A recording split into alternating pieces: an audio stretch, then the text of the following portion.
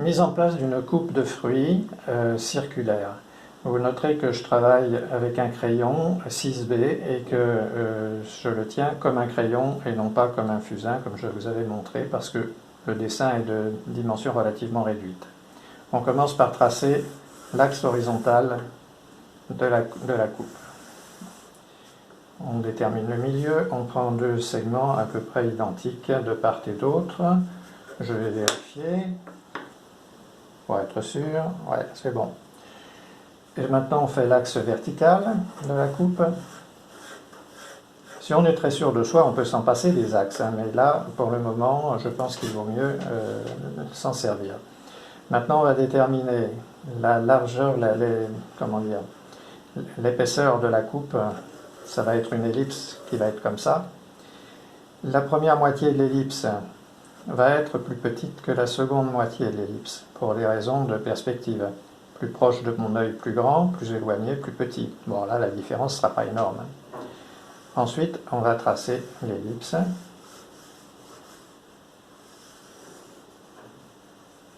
Je ne suis pas dans une très bonne position pour le faire, là, parce que j'ai la caméra woman à côté de moi, et c'est...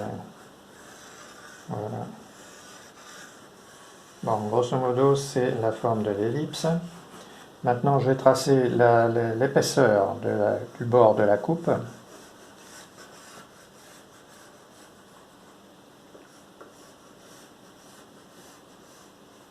Voilà.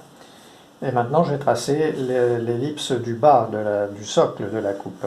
Donc, je vais refaire un axe parallèle à celui-ci. On va le faire plus petit, à peu près égal. Hop. Et l'ellipse un petit peu plus ouverte que celle du haut, parce qu'elle est plus bas par rapport à ma ligne d'horizon. Donc, là, encore une fois, cette moitié d'ellipse plus grande que celle-ci. Donc là, c'est faux. Voilà. Et maintenant, le côté de la coupe. Voilà. Ça se met en place d'un seul coup. Hein. Maintenant, je vais aller poser les fruits dans la coupe pour qu'ils soient bien mis en place et non pas qu'ils flottent dans la coupe un petit peu au hasard. Alors, je vais d'abord poser un gros pamplemousse chinois et je fais toutes les parties du fruit, hein, y compris les parties invisibles. Voilà, j'ai un gros pamplemousse chinois posé au fond. Maintenant, je vais faire un deuxième fruit à côté, un peu moins gros, ça va être une pomme par exemple. Et puis je vais en placer d'autres. Alors là, je vais mettre une banane qui sort de la coupe. Voilà. Une deuxième banane qui sort de la coupe. Voilà.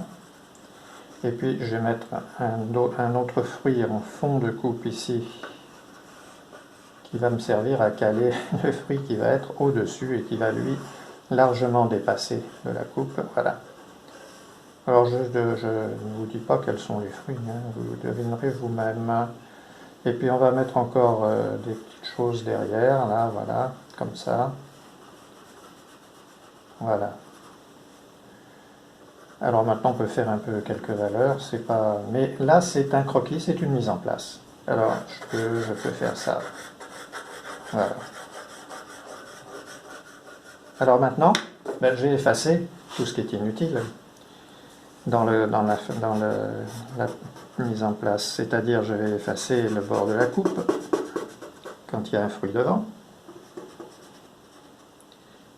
J'en ai profité pour effacer l'axe de la coupe. Là, je vais effacer l'autre partie.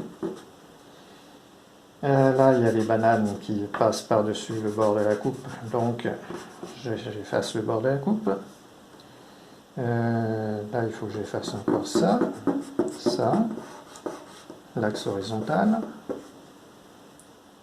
L'axe horizontal. Et puis encore l'axe horizontal, j'ai mieux l'effacer, voilà. Et puis maintenant, tout ce qui est à l'intérieur de la coupe, qui n'est pas transparente,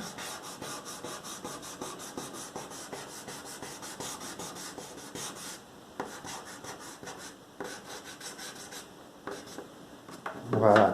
Alors vous noterez que les ellipses ici, elles ne cassent pas parce que j'ai amorcé le retour derrière.